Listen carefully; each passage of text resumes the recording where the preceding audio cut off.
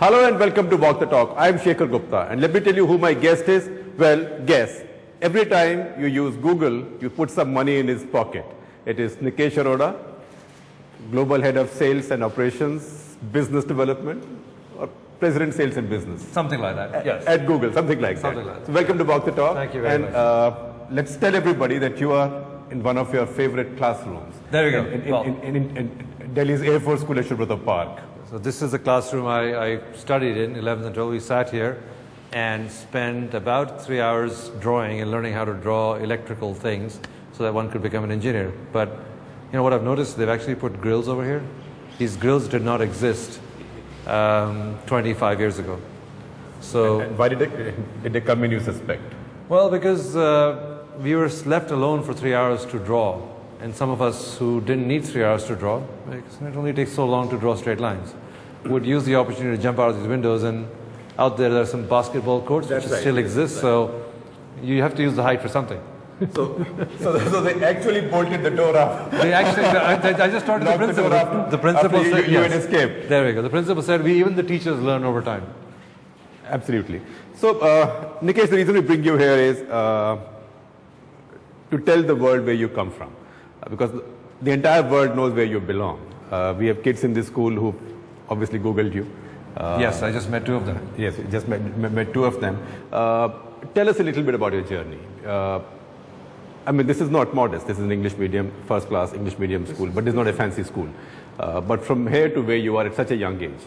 Well, you know, my father was in the Air Force, so I spent a majority of my life being told we're going to move. Right. So every few years we would have to pack our bags and move. So I went to various Kendriya Vidyalayas around the country, and then I ended up here because we moved here. And my parents thought for the last few years I needed some stability, so perhaps I'd come out of school, get into some university. So this is where I spent the last 2 years of my high school education. And had a great time. Learned a lot. And then from there I ended up going to Banaras in the university. Yeah. I went to ITBHU and I studied electrical engineering. And then I came and worked at Wipro for my first year. And it was fascinating. It was 1989. I think we were just, for the first time, the PCs were beginning to get hard disks. Right. So you could buy a PC without any storage, or you can buy a PC XT, they used to call them. Right. And given I had just come out of engineering school, I was given probably a job that many others, the earlier sales guy didn't want, which was to go sell to the Indian government. In 1989, talking about... Must have taken some doing. Well, let's just say some of those computers ended up on desks and some of those ended up as great props for coffee trays in 1989. Well, and they were covered in sort of fancy embroidery sometimes. Definitely they were all covered and with all sorts of dust covers, and it was wonderful. Right. But that was 1989. I remember when the first ones came to India today where I used to work, we put a little placard on top saying, "This is the apple of my eye."